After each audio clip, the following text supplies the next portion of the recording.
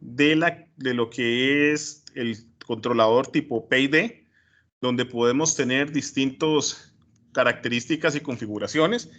Vimos que es uno de los controles de teoría de control clásico más utilizados y que con eso pues se pueden generar múltiples funcionalidades a nivel general.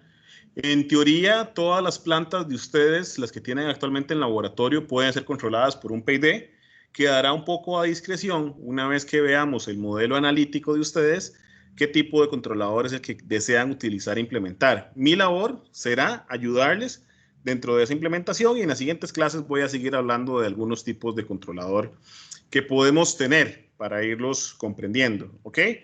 Entonces, vamos a hablar, una vez que ya entendimos los diferentes conceptos que se tienen a nivel de controladores tipo PID, de algunos conceptos fundamentales que vamos a ver a nivel de implementación. Entonces, volviendo un poco al tema que teníamos originalmente dentro de la planta, nosotros hablábamos de composiciones en paralelo, ¿ok? Una composición en paralelo es donde tengo el efecto de la planta, ¿ok? Donde puedo tener el efecto de la planta del control P, control proporcional, del control integral y el control derivativo operando de forma paralela hacia una única salida de control. Entonces, recordemos que los procesos de control, principalmente los controles a lazos cerrados, porque en realidad no existe un componente de control en lazo abierto, porque un control en lazo abierto simplemente es una regulación, ¿ok? Son iterativos. Aquí vamos a ir N cantidad de veces iterando para ir mejorando el proceso y el efecto de los controles se va a ver justamente atenuado dentro de lo que es la concentración del control, ¿ok? Entonces, básicamente, esta caja que nosotros tenemos por acá, ¿ok? Toda esta caja que tenemos acá es, pues, nuestro control. Y de este control, pues puede salir cualquier tipo de control que nosotros pensemos, ¿verdad? Tenemos controles PID, tenemos controles por realimentación de estados, tenemos controles LQR, tenemos compensadores de atraso y adelanto.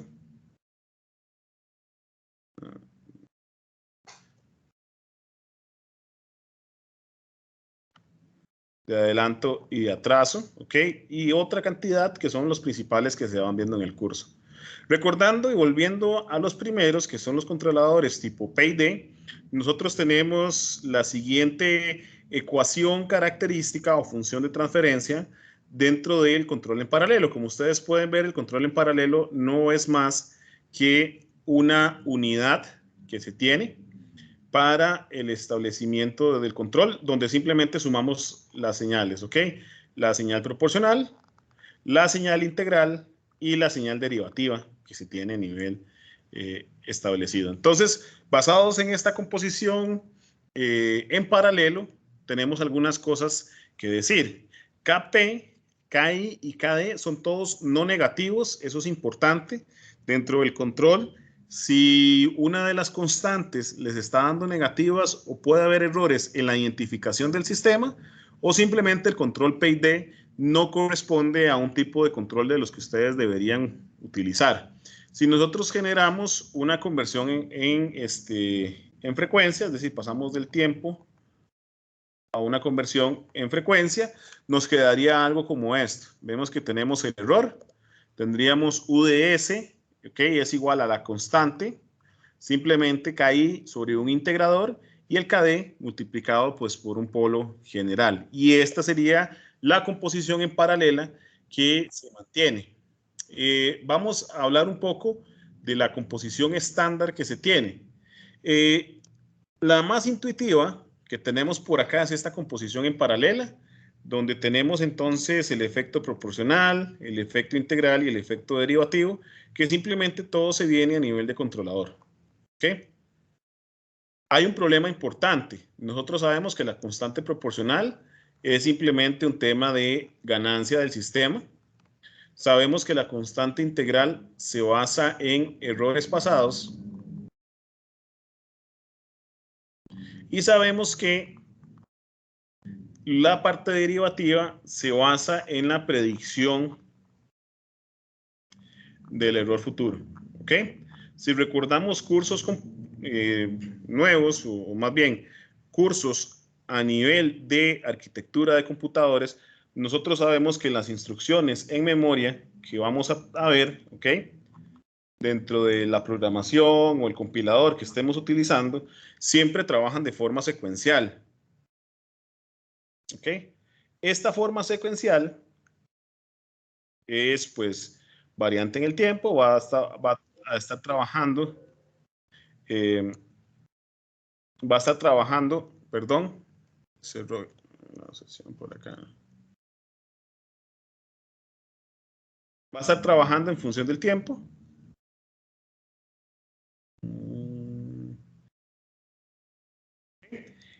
Y entonces, ¿cuál es el problema de esto? Tenemos un problema bastante importante, que es que justamente en el mismo bloque de cálculo dentro de la arquitectura o la instrucción del procesador, nosotros tenemos que calcular la constante proporcional, la cual no es un problema, pero tenemos que calcular el error pasado y el error futuro. Y eso puede llevar a ser un problema. De ahí que esta composición estándar presente como uno de los principales problemas, que las constantes pues pierdan un poco el sentido práctico.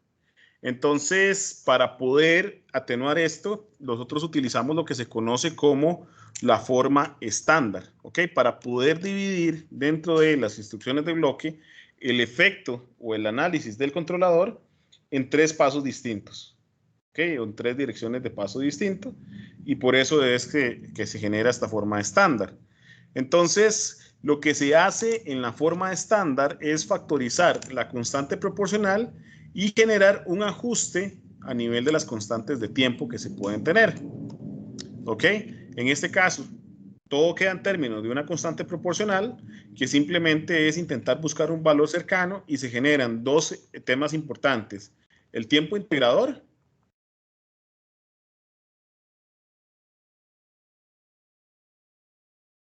y el tiempo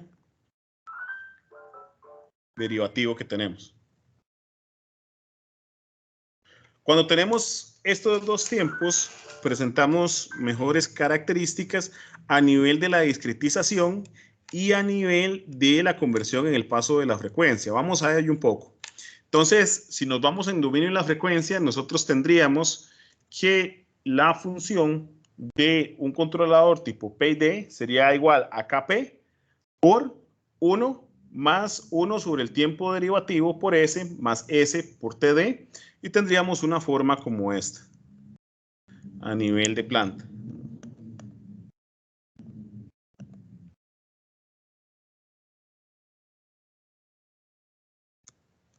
Tendríamos una forma como esta a nivel de planta, donde tenemos el mismo controlador operando sin ningún inconveniente, y tendríamos entonces la función de transferencia en la constante KPI de la siguiente forma, ¿ok? Que básicamente es lo mismo que se tiene. La composición del PID es impropio, ¿ok? Como lo podemos ver, va a tener más ceros que polos, y esto presenta problemas de implementación y simulación. Entonces tenemos que nuestra función de transferencia del sistema, cuando nosotros intentamos generar una factorización, se agrega un polo parásito, ¿ok? Con una constante de tiempo muy pequeña y una ganancia estática. Entonces, el PID que se encarga, ¿ok? Vean que lo que estamos haciendo aquí es intentar homogenizar la fracción del comportamiento. Entonces, se genera una constante PID por 2 solos y por 2 polos, simplemente para poder generar estabilidades. Entonces, esta es la función práctica que se tiene a nivel de sistema. ¿Ok? Esta que se tiene por acá es la función teórica, tal cual como ya se ha visto, y estas serían los cambios en la función práctica. Para un controlador P no hay ningún problema, la constante proporcional es pues la misma en ambos lados. Para la sección I del controlador lo mantendríamos igual. Los cambios en los polos parásitos que se tienen se vienen a nivel de la implementación que tenemos a nivel real. ¿Cómo se obtienen? Devolviendo la caracterización del tiempo. Entonces, tenemos una constante proporcional más la constante integral sobre S, esa sería la composición normal, y simplemente lo que se hace es esa factorización. Entonces, nótese que en este caso TI sería igual a KI sobre KP. ¿Ok? Y esto es importante porque dentro de esa estandarización, muchas veces en sintonizadores ustedes van a encontrar valores para este tiempo. E incluso en ciertas implementaciones o bibliotecas lo van a utilizar. Luego se puede utilizar la constante derivativa, ¿ok? Y en este caso la constante derivativa se va por un factor de corrección, que es un factor de corrección en la parte derivativa denotado por n, que simplemente es este factor para colocar ese polo parásito y que nos permitan generar ciertas condiciones a nivel del sistema. Ahora bien, la totalidad del controlador PID, nosotros tendríamos esta forma convencional y luego simplemente tendríamos la combinación de la KI sobre S por la combinación del polo parásito que va a acompañar la parte derivativa. Esto se le conoce como filtro derivativo. Dependiendo del tipo de implementación, muchas ocasiones puede no ser utilizado. ¿Ok? Entonces eso va a depender un poco de lo que ustedes quieran lograr. Ahora bien, independientemente de la forma, independientemente si es un sistema tipo PID, PI con 2 grados de libertad, nosotros tenemos que procesar toda esta información que se tiene por acá y someterla o llevarla a un microcontrolador. ¿Ok? Y parte importante es entender cómo lo llevamos hacia esa parte o hacia esa sección de este microcontrolador, ¿ok? Que nos permita realmente comprender los diferentes aspectos que eso lleva. Lo primero que sabemos es que los microcontroladores son relativamente tontos, entonces nosotros trabajamos en tiempo discreto y que dicho tiempo discreto depende de la capacidad de frecuencia que tiene la unidad, ¿ok? De microcontrolador. Y en este caso, esta frecuencia que nosotros podemos tener nos genera varias implicaciones. ¿Cuáles son las implicaciones que nosotros tenemos? La primera de ellas es que todas estas constantes y los objetos físicos que podemos tener corresponden a señales analógicas.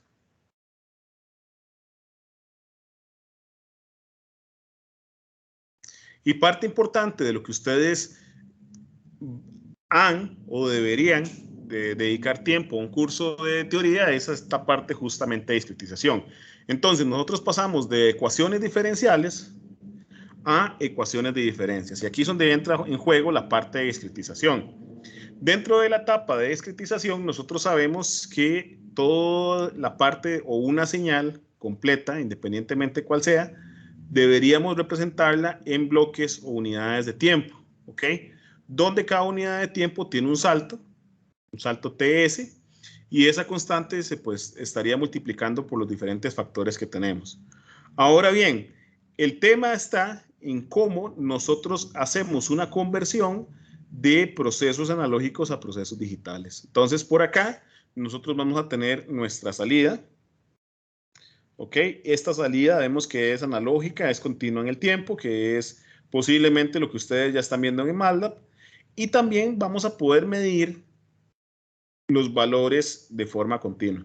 Entonces, entramos en una conversión en dos secciones importantes. Primero, un convertidor analógico digital y su respectivo escalamiento. Esto significa que necesitamos de poner una señal y posiblemente tenemos que ajustarlas a las condiciones del controlador, que lo vamos a ver un poco más adelante con casos específicos que se tengan.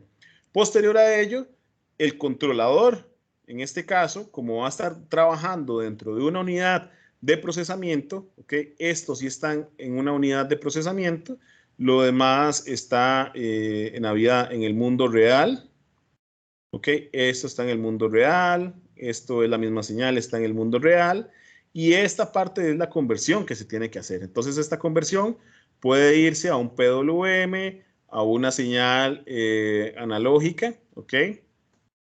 Que simplemente nos genere esta parte general. Todo esto para poder explicar ciertos elementos. En teoría, ustedes ya conocen los métodos de discretización más famosos, que simplemente son recorridos a lo que ustedes pueden tener dentro del mundo de las señales, ¿ok? Y vamos a hacer una representación en la siguiente diapositiva. Entonces, supongamos una señal analógica, donde tenemos acá, pues, una señal. Vamos a ver porque no estoy muy bien apoyado. Vamos a borrarlo para que quede un poco más claro.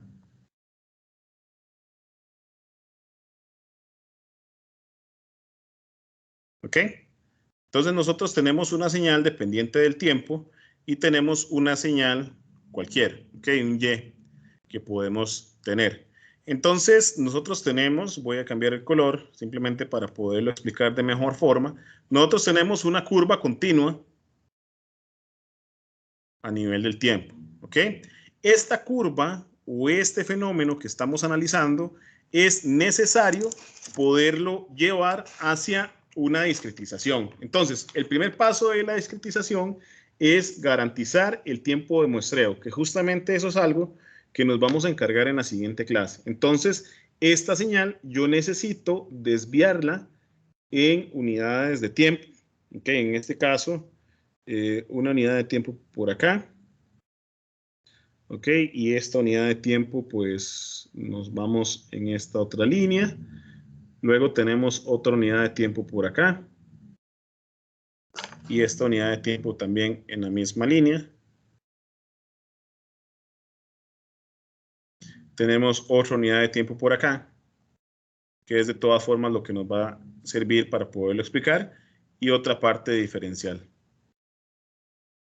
Entonces, nosotros sabemos que la forma matemática más simple que existe es la recta. Entonces, las primeras aproximaciones a funciones complejas, corre la línea sin querer, la forma más simple que tenemos a aproximaciones complejas,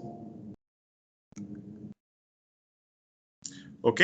Es mediante líneas. Y mediante líneas, en este caso, tangentes.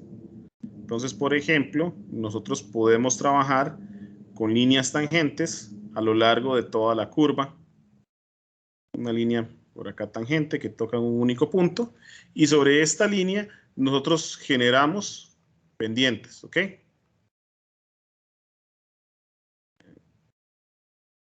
Pendientes. Estas pendientes que tenemos por acá, que es pues simplemente la derivada del proceso en un tiempo establecido t sub k, ¿ok? Donde yo tengo dentro de mi variable o dentro de mi función varias cosas. Tengo t sub k menos 1 y tengo luego t sobre k y luego tengo t k más 1, ¿ok? Que son los diferentes tiempos a nivel de discretización. Por acá yo tengo nada más y de tk menos 1. Yo aquí tengo y de t sub k. Y por acá tengo a y de t sub k menos 1, ¿ok? Que simplemente son las diferentes líneas que tengo. Y a esta diferencia de tiempo que yo tomo como decisión, es lo que conocemos como t sub s, que es el tiempo de discretización que vamos a generar o el muestreo que podemos tener sobre la señal. Entonces, tenemos dos métodos generales que son los que más implementan, y hago esta introducción nada más para no agarrarlos fuera de base, ¿ok? Que es lo que se conoce como el forward Euler, ¿ok? Y por acá tengo también el backward Euler, que simplemente se encargan de la forma en la que yo hago el muestreo de la línea. Entonces, ¿en qué me encargo yo? Es un problema de optimización. El problema de optimización es simple. Simplemente yo analizo este punto y analizo este punto. Y sobre este punto genero la diferenciación que yo tengo sobre mi sistema. Entonces, En el forward Euler, yo tendría lo siguiente. Yo tendría que Y, ¿ok? Y punto, que es la pendiente de T sub K, ¿ok?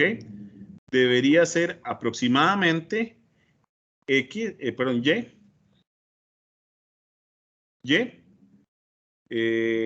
T sub K más 1, que es el punto que tengo por acá, menos Y de T sub K.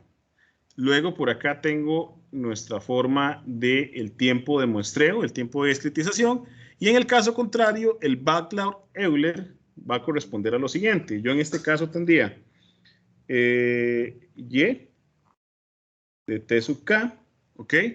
Y esto sería aproximadamente a Y de T sub K menos Y de T sub K menos 1. Y esto yo lo estaría transformando hacia un TDS, que es el tiempo de discretización. Nótese que algo interesante, independientemente de los puntos de la discretización, el tiempo de muestreo que yo lo defino y que lo vamos a analizar con lujo de detalles en la siguiente presentación, debería corresponder al mismo punto. Entonces, simplemente lo que hago es del punto de discretización que yo selecciono, que es este, ¿ok? Esta es nuestra referencia. De esta referencia que yo tengo por acá, simplemente el forward Euler o el backlog Euler lo que se encarga es encontrar la pendiente, ya sea hacia adelante del punto, esto es forward Euler, o hacia atrás del punto. ¿Ok? Y simplemente es donde nosotros tendríamos esta condición para poder trabajar en discretización. Y es uno de los métodos, existen varios, ¿ok? Esto no corresponde tanto a una clase de control, es más una clase de métodos numéricos donde podemos hacer aproximaciones, pero sin embargo, nosotros podríamos tener diferentes formas de la caracterización de los sistemas. Adicionalmente, podríamos meter otras formas de aproximación como la trapezoidal o el Newton-Raphson, etcétera, que tenemos varios. Los tres métodos principales para los tipos de controlador tipo PD que tienen esta forma corresponden a el forward Euler, que es esta ganancia cuando ya generamos la parte de discretización, el backlog Euler, que tiene esta otra forma, y la parte trapezoidal. La explicación fue la que di en la diapositiva anterior, de dónde proviene esta sección, y sobre esto podremos generar pues más discusión y posiblemente ya en el curso de teoría ya han trabajado más sobre esta parte de discretización paso a paso. Ok, en la discretización se tiene que generar una parte con un tiempo de muestreo delta t, que esta parte del tiempo de muestreo la vamos a tener en nuestra parte integral, donde tenemos que, vamos a tener un tiempo sub i, ¿okay? Que se tiene en esta parte de aproximación, recordando la forma que teníamos de nuestro sistema, donde tenemos, nada más voy a escribirlo por aquí, UDS igual a KP más KI por la integral de 0, de 0 a un tiempo, ¿ok? Donde es E de T, que es el error, más la parte derivativa por la derivada del error en función del tiempo, que es básicamente lo que tenemos. Entonces, para poder hacer discretización, nosotros lo primero que tenemos que obtener es ese tiempo de muestreo. La siguiente sesión estaré conversando algunas características o consideraciones para obtener este muestreo, especialmente de forma práctica, no tanto teórica, sino más de lo que nos compete el laboratorio. Este muestreo lo tenemos por acá. Y la derivación, nosotros sabemos que en tiempo discreto, y eso lo sabemos de los cursos generales de cálculo, que corresponde al cálculo de la curva que se puede tener, ¿ok? Nota al margen de los tres métodos utilizados, y esto lo ven por acá, el que más se utiliza tradicionalmente en la industria para la discretización es el backward Euler, ¿ok? Esto simplemente para que lo tengan acá y ustedes lo pueden ver aproximado en esta forma. Nosotros podríamos utilizar cualquiera de los otros métodos, pero simplemente si ustedes utilizan cualquier biblioteca, ¿ok? En cualquier tipo de plataforma que utilicen para desarrollo, cualquiera de ellos les puede servir. Cuando obtenemos la ecuación de diferencias, derivando esta ecuación de controlador, es decir, generando un D de U, ¿ok? Esto sería un D de T, perdón, no es un T de U, sino es un D de U de T sobre el tiempo. Cuando nosotros generamos esta derivada, nos quedamos con una ecuación de diferencias de esta forma, ¿ok? Entonces, en esta ecuación de diferencias nosotros tenemos que tenemos el error anterior, que eso es importante para el cálculo en nuestro controlador, ya lo vamos a ver con un ejemplo. Tenemos la parte derivativa entre la diferencia de los tiempos y vean que las constantes se degradaron entre el tiempo de muestreo que podemos tener por la factorización del Kp, el tiempo integrador, el tiempo derivativo y una secuencia del desarrollo de series que podemos tener a nivel de controlador. Entonces, esto está repetido. Y es con esto que alcanzamos una parte de discretización. La fundamentación matemática puede ser un poco más compleja que la verdadera implementación en el controlador, en las cuales vamos a enfocarnos dentro de breves minutos, ¿ok? Antes de esto, para poder alcanzar nuestro controlador, vemos que aquí estamos trabajando solamente la parte matemática. El problema de la parte matemática es que esta señal T sub K no tiene ningún inconveniente en tender hacia infinito. ¿Ok? Matemáticamente es posible y nosotros sabemos que físicamente los sistemas cuentan con límites. Al contar un sistema con un límite físico, tenemos problemas de lo que se conoce como win-up, que el win-up no es nada más que superar el límite físico de los cuales se pueden tener a nivel general. ¿Ok? Entonces, vamos a ver este tipo de control. El win-up es la acumulación de un gran valor o de la sumatoria integral al error que se puede tener. Entonces, nosotros vamos a tener nuestro punto de referencia, generamos un escalón y lo que el controlador matemáticamente, él va a intentar excederse a nivel de la planta para poder tener esta salida. Vean que este es el set point, pero esta es el input. Es decir, este es el input deseado que estamos generando en nuestra planta. Se está pasando. Y esto es lo que conocemos como win-up, porque físicamente no tenemos limitaciones. Entonces, nuestro controlador PID va a ir pensando que él matemáticamente va a estar calculando hasta este punto y nosotros lo que calculamos es un filtro pasa-baja donde colocamos un límite externo, ¿ok? Entonces, nuestro PID o nuestra acción de control se va a quedar remarcada en la línea en rojo. Algunas cosas importantes, este límite externo para el win-up va a depender primero del voltaje del controlador, ¿ok? Recordemos que tradicionalmente tenemos voltajes de 3,3 voltios, si estamos hablando de tecnología CMOS, tenemos 5 voltios y actualmente hay unas nuevas tendencias de arrancar con controladores de 1.8. Entonces, esta salida es la primera de las derivaciones que podemos tener. El segundo de ellos está directamente relacionado con la frecuencia del MSU y es la capacidad que podemos tener en tantos megahercios, ¿ok?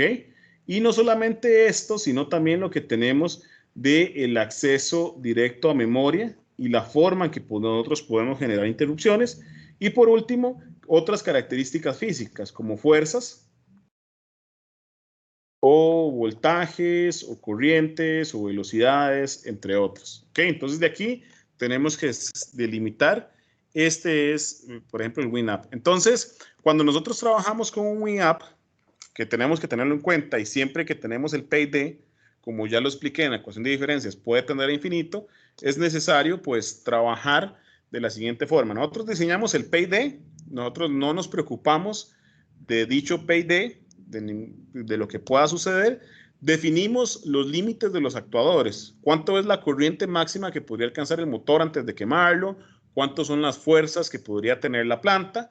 Y una vez definidos estos límites de los actuadores, nosotros generamos una compensación win-up que se satura o cuando se satura el controlador. Es relativamente simple y esto lo alcanzamos saturando el término integral que se tiene a nivel de la planta.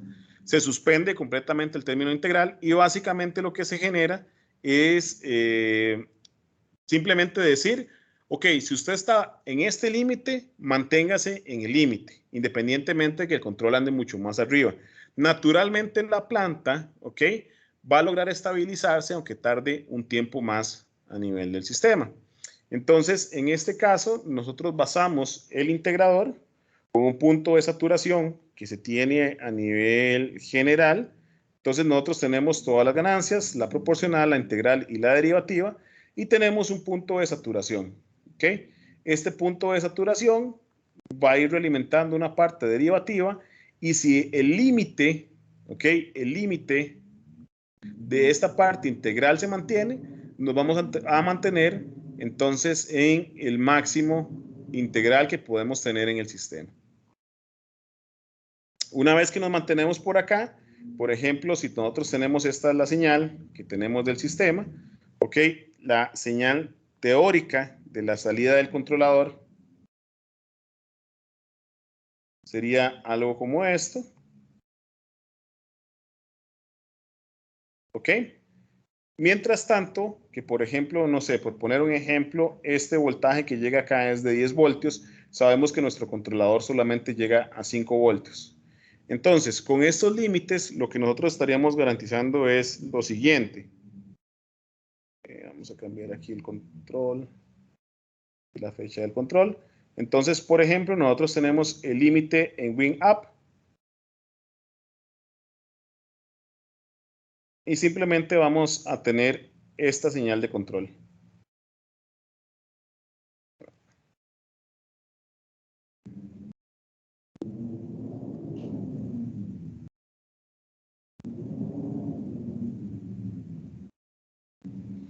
¿Qué pasa? Que la señal de control se va a ver disipada más a lo largo del tiempo, producto justamente de que tenemos todavía diferencia en el error que se mantiene.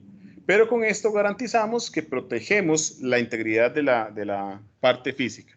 Una parte de ejemplo de lo que se tiene por acá: si no tuviéramos win-up, nosotros estaríamos excediendo el 100% de la planta, tal cual como lo vemos por acá. Con el win-up simplemente generamos una señal de detonación que posiblemente siempre va a tener un efecto de retardo producto de esta aproximación que se tiene a nivel del controlador como tal. ¿Ok? Entonces, creo que son componentes importantes a considerar en cuenta a nivel de un PID. Y ahora vamos a hablar un poco de la implementación. ¿Ok? La implementación la voy a trabajar utilizando primero pseudocódigo.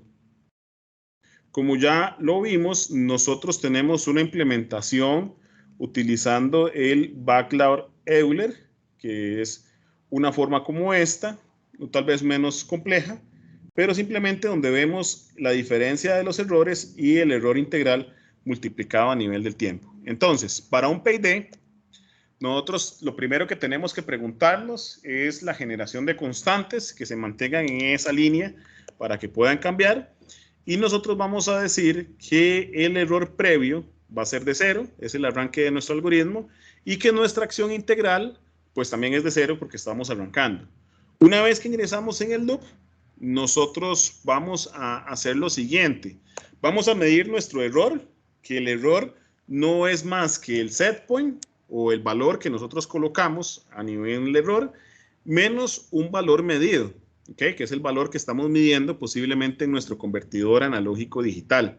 Luego tenemos una parte proporcional que es igual al error que se tiene, y la parte integral, tal cual como la vimos, es el integral o el valor integral que se tiene por más el error por el tiempo derivativo, y la acción derivativa o lo que deberíamos ver en tiempo derivativo sería igual al error menos el error previo, ¿ok? Que se tiene entre la diferencia de tiempo que podemos tener en este caso. ¿Ok? Esto es, recuerden, pseudocódigo, y nuestra señal de salida del controlador sería La constante proporcional, vean que aquí no estoy haciendo factorización, porque se está haciendo cuando yo hago la discretización. Entonces es importante entender las dos implementaciones que tengo. La que les estoy mostrando es la más simple y la funcional a nivel de los casos.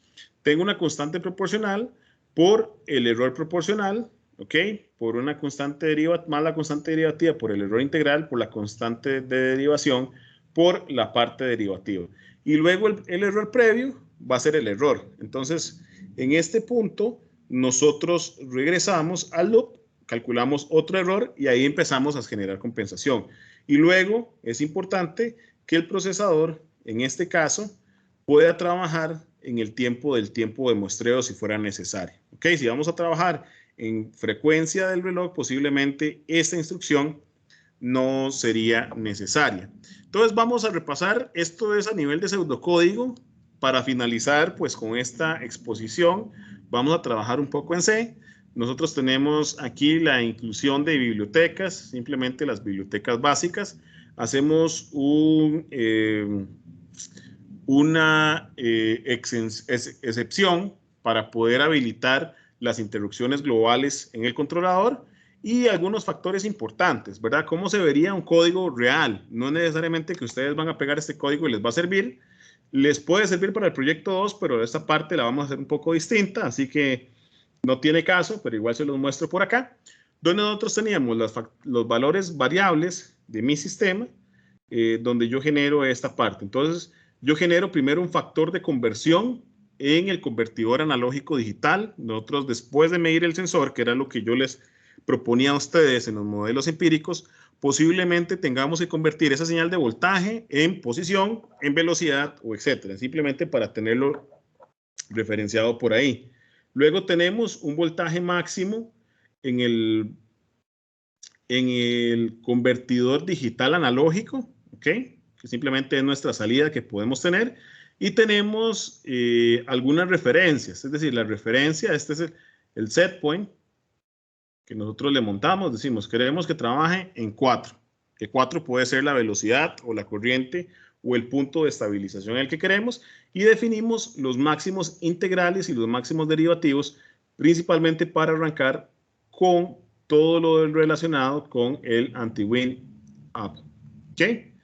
Posterior a ello, hacemos la definición de las variables, que las variables ustedes las obtuvieron una vez generado el proceso de estimación o el proceso de control. Entonces, por ejemplo, pudieron hacer una estimación con el simulador o utilizar un método del lugar de las raíces para optimizar las constantes que se tienen por ahí. Obtienen los valores de dichas constantes, las colocan tal cual porque es la parte matemática que se tiene, y luego se generan las acciones de control, la acción de control integral, la acción de control derivativo y luego el error derivativo, que básicamente lo vimos en la parte anterior. La idea de esto es que ustedes pues generan el valor actual, la definición de variables, definen el error, definen la señal de control, definen el error anterior, porque recordemos que estamos utilizando el backlog Euler, simplemente dentro de la sintonización que se tiene, generamos un voltaje de la salida y un tema de data o otras variables necesarias. Ahora bien, vámonos al loop y vamos a entender qué es lo que realmente está pasando por acá.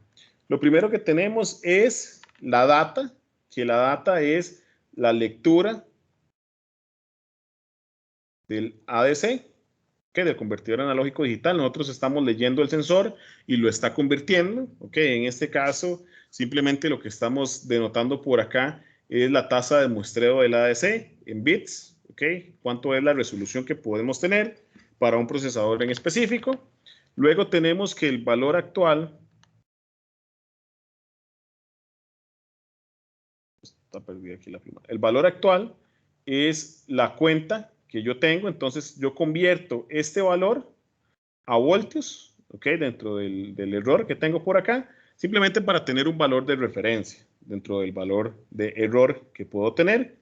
Luego el error anterior va a ser igual al error, que en este caso en la primera iteración es 0 dentro del loop, y luego posterior a ello voy a tener que el valor de referencia que tengo por acá este valor de referencia que yo voy a tener por acá, menos el valor actual, va a ser el error. Entonces, en la primera instancia, como el error es 0 y el valor de referencia es 4, él va a activar el controlador en su máxima expresión. Es decir, lo va a colocar de tal manera que se pueda disparar lo máximo posible para generar básicamente la referencia cercana a un escalón. Luego tenemos que el control, en términos generales, es igual a la constante integral por el error más el control en la parte integral. ¿Ok? Y esta acción de control que nosotros tenemos por acá es el control integral, simplemente la acción de control integral que tenemos. Y nosotros definimos si el control integral o la acción del valor del control integral se salió del máximo integral que ya definimos, entonces manténgase en ese máximo. ¿Ok? Si no, pues simplemente suceda, o bien, si no, si es negativo, que puede ser también el caso, pues darle la vuelta a dicho control integral que se puede tener. El control derivativo que se tiene por acá es igual al control, a la KD que se tiene por acá por el derivativo, y el derivativo, como ya lo hemos visto, es el error menos la señal de error que se puede tener en el sistema. Entonces, el control derivativo también tiene un filtro anti-WinNAP, que simplemente si llega al máximo, manténgase en el máximo.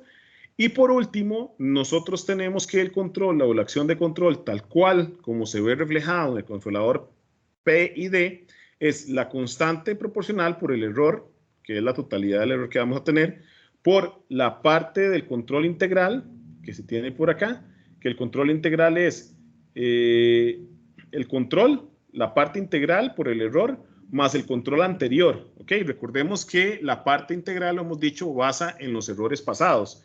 Y por último, la parte derivativa, donde se tiene que el control es igual a la constante derivativa por el derivativo, que simplemente es el error futuro. Y vean que el error futuro yo lo voy prediciendo mediante la obtención de la pendiente de una recta tangente a la curva en la que estemos trabajando. Por último, yo tengo este control y simplemente lo que hago es convertirlo a un valor analógico, que puede ser un PWM, puede ser simplemente el voltaje tal cual que lo queramos expresar. Genero un control simplemente de saturación de igual forma, y al final simplemente envío dicho valor de PWM a nivel de controlador. Esto que les estoy mostrando es el código para un controlador PID, ¿ok? En formato estándar con backward Euler, que es el tipo de conteo que podemos tener a nivel de discretización, que es el más utilizado y es el que se va a utilizar para el proyecto Corto 2 y bueno, podría ser utilizado para la parte de proyectos. Si utilizan alguna biblioteca para Raspberry Pi, para Arduino, para un PIC, posiblemente esto es el tipo de controlador que se esté utilizando. Entonces, con esto llego hasta la sesión de hoy, de mi parte magistral. No sé si tienen consultas.